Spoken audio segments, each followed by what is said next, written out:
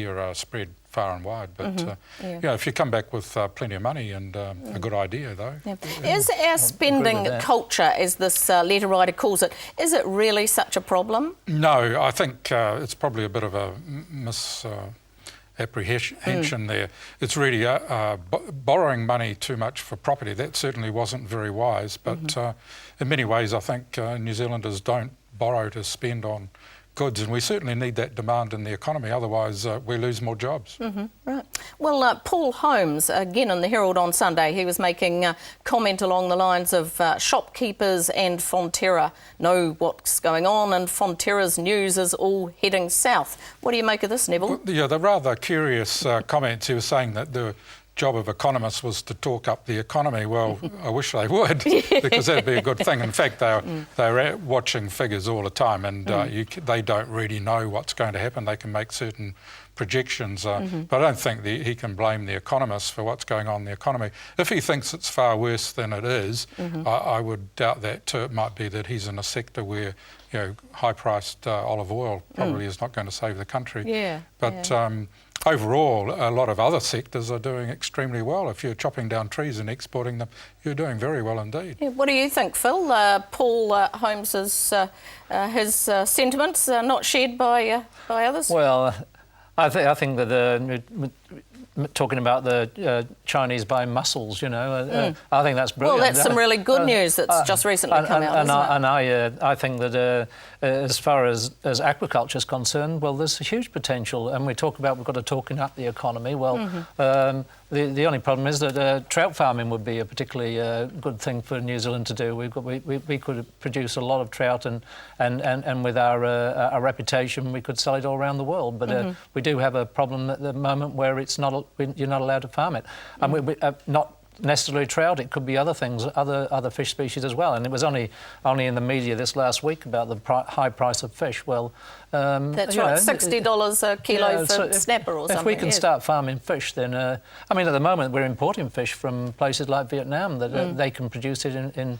It would be. I'd rather it was produced in the Hauraki Gulf or in the Marlborough Sounds than in Vietnam. Do you see the similar potential there, Neville? Well, in the gourmet food area that Paul is involved in, we've seen salmon has gone for. It's like chicken was. Salmon used to be very rare, very expensive. Now it's the choice of a lot of people, not just in New Zealand but all around the world. And it's a beautiful product. And that's right, and that's more farmed than wild these days, and we are doing very well. I think Regal Salmon are advertising quite heavily on television, and they're producing a lot more in the supermarkets, so obviously they're doing very well, and they're exporting, and apparently they can't keep up with the demand either. Right. Well, getting back to the start of the chain, if you like, news recently that there's been some big grants from the government's Primary Growth Partnership, as reported on the Country 99 TV website, to the red meat sector, also to dairy.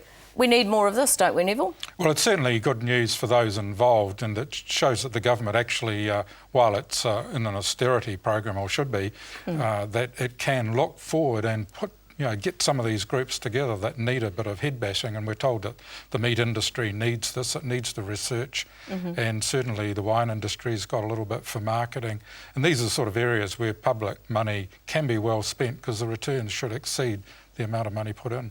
What do you think, Phil? Well, I think it's a good idea, but as to go back to in the end, you probably call me an old cynic, but unless you put in the money in the cockie's pocket, then there's not much point.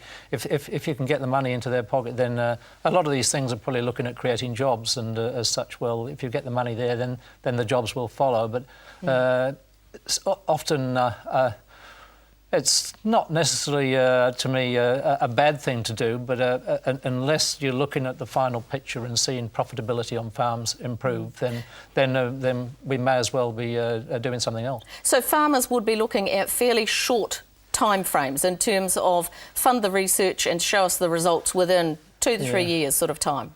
Whenever I used to buy a machine, I always used to sit down and calculate whether I could make it pay for itself within 12 months.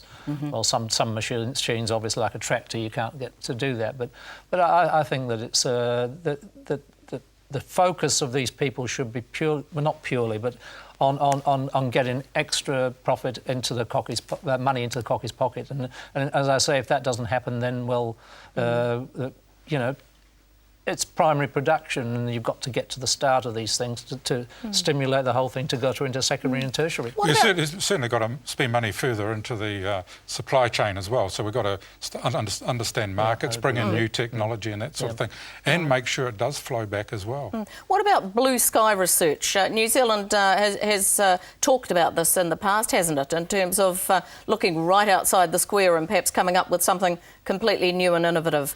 Should we be going back to grassroots more, as Phil suggests, Neville? Well, there's always a role for it, but I don't know if it's so much in agriculture, but in other areas like nanotechnology. We seem to be very good at that side of things too, in the hard sciences, and that's really where you get the big breakthroughs that could be the saviour of New Zealand, who knows, you know, the apples of the world, not the type you eat, but the computer ones. Indeed, yeah. And there's no doubt. I don't want to contradict myself, but in effect I don't disagree with that there should be some blue sky research. But in effect a lot of it actually comes off farms, you know. A lot of farmers come up with ideas. I mean, it's not just the climate and the land we've got. In the end, it's the enterprise and nous of the New Zealand farmers that's actually driven a lot of our life in New Zealand. Right. Well, just to finish on, Neville, we've had some legal action. The High Court decision against Turners and Growers with their challenge to Zespri, and news that Turners and Growers is going to appeal.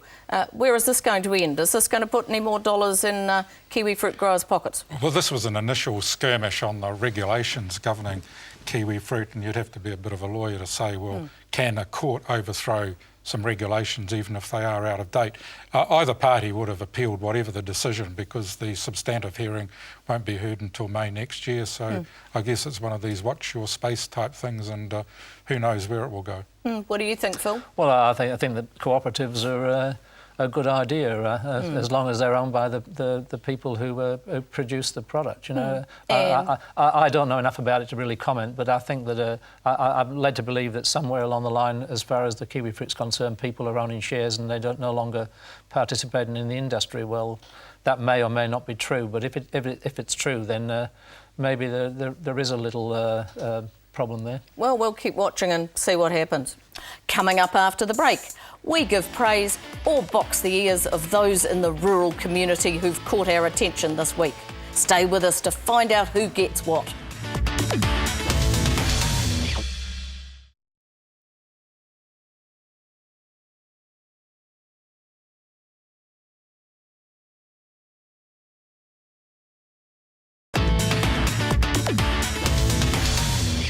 Now it's on to You Beauty, praise or abolishing, the opposite.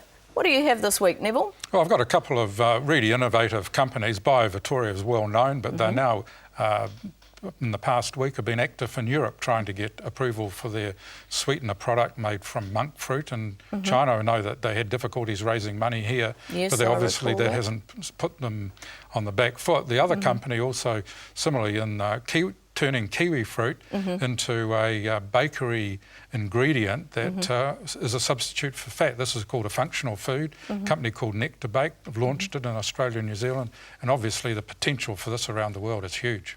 So this is just a really good example of what we can be doing downstream in terms of looking at some of the properties of primary products. It's classic stuff, and both of those companies have factories, one in Hamilton and one just opened in Auckland at Wiri, and they're employing people obviously, and they're using local technology and research. Yeah, good one. But I believe you also have a bollocking for us.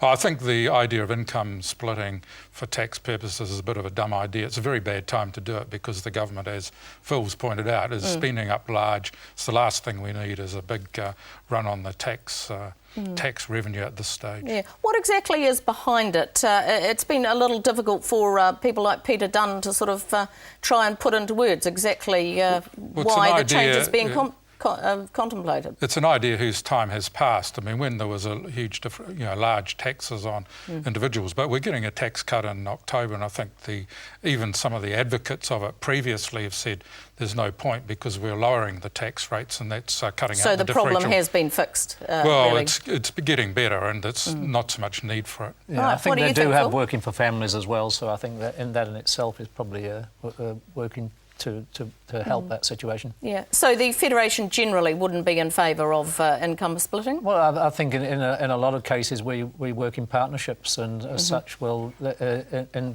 in a lot of cases that does happen. Right. OK, now I believe that you have a beauty for us this week. Yeah, well, I've got a U beauty with Transpower, my supposed to be my adversary, but no more. Oh well, we're working on it. But good. But in fact, their attitude has changed considerably, certainly since the day, and not because of me, but because of the days we were before. But in effect, Transpower are working with farmers now, and hopefully to rather than trying to bully them, and as such, and landowners obviously, of course. So I think That's that Transpower, I'd like to give them a U beauty. What do you think has brought about that change? Farmers have just worn them down over a period of time. Well, I think the personalities, people involved in Transpower have looked at themselves and said, well, we're not a huge state. Enterprise that can go out there and bully people. These people are doing a service, and we'll work with them when we can. There's still a way to go. I'd still like to think that, and we still like to think that we can get annual rentals at some stage, and modest annual rentals. Yeah. We're not talking about huge amounts of money, but a recognition of the fact that that these people provide a service for New Zealand. So we're not going to have power pylon farms yet. Not yet. No, but we do have power generation farms, and people do get paid for that, don't they? Yeah, right. And nothing wrong with it. I believe you also have a bollocking to balance things up, Phil. Oh, OK, but I like to think that it's about time the government sort of went out there and found the credit card and sort of cut it in half, and then maybe we could get some reduction in the exchange rate. As long as they're competing with the overseas generators are actually earning money by borrowing it, then we're going to have a situation where the dollar is going to stay up. Right, OK. Well, I have a U beauty, the Dairy NZ TV ads that are putting a human face to dairying, which is now such a large and easy target for critics. That's all we have time for this week. Thanks to my guests, Nevil Gibson, the editor of National Business Review, and Phil York, Finance and Economic Spokesman for Federated Farmers. And thanks to you for watching. Email your comments to country99tv.co.nz, and we'll see you next time.